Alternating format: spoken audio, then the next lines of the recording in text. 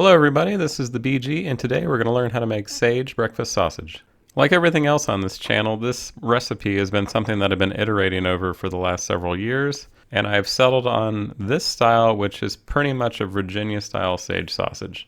The equipment that you need depends on whether or not you want to grind your own meat and also whether you want to freeze it to eat later.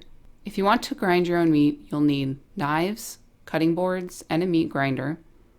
If you want to save your sausage to eat later, you'll also need supplies for vacuum sealing, including a vacuum sealer, a roll of vacuum sealing bags, scissors, a ruler, and a marker.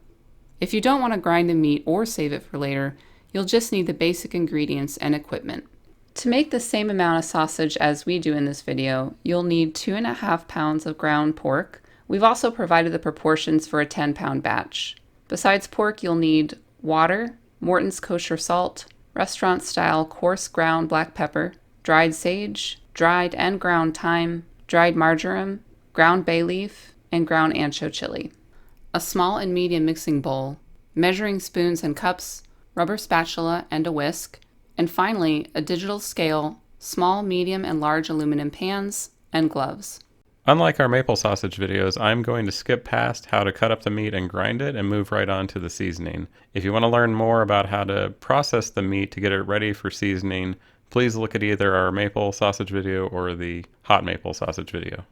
There are potentially two ingredients that you're going to need to process before you start mixing all of the ingredients together, and that is the bay leaf and the ancho chili. It's easy to buy pre-ground ancho chili. I don't normally see pre-ground bay leaf, and so for this I'm going to show you how to grind the bay leaf.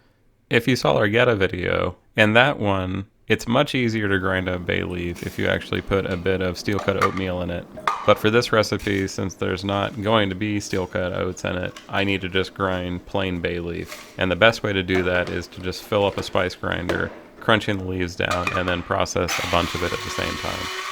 Once you get the spice grinder filled up with bay leaves, you're going to start grinding it. What I'm listening for, instead of what I'm looking for, is the tone of the blades. Once all the leaves start getting down to a finer powder, the tone is going to smooth out and it's not going to sound as crunchy. Keep shaking it around, keep checking on it, and eventually you're going to get to a smooth powder. With all the ingredients ready, we can now mix them together. For this video, I'm making 2.5 pounds of the breakfast sausage. I would normally make a 10-pound batch, but for home use, it's easier to start out doing a smaller batch.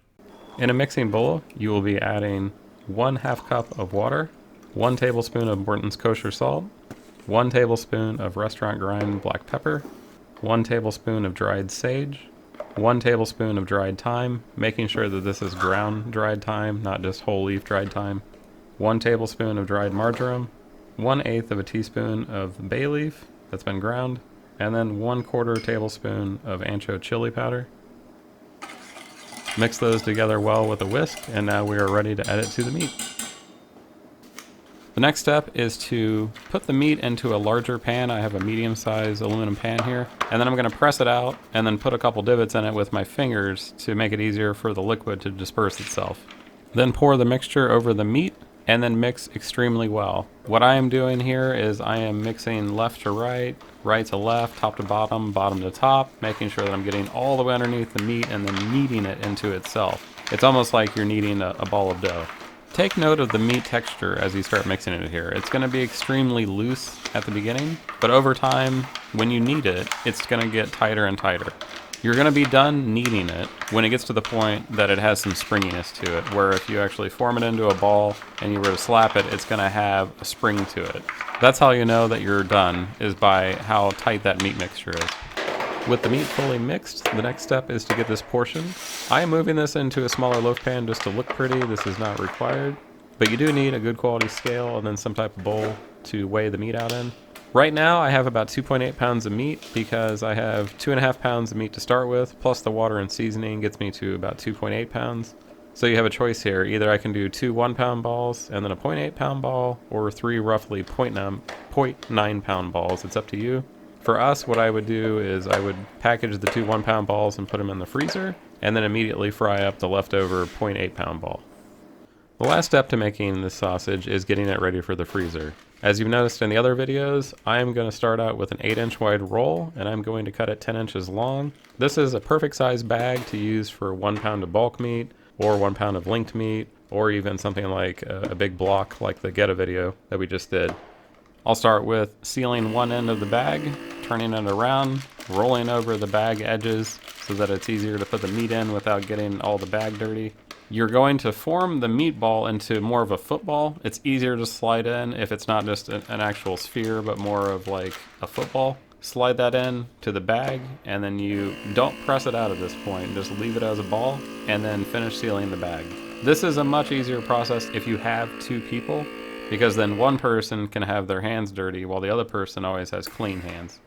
With the bag fully sealed, next step is to press out the meat roughly to the edges of the bag and try to flatten it. And then I have a thick plate of aluminum that I use to actually press the bag out to be perfectly flat. Then the last step is to label it.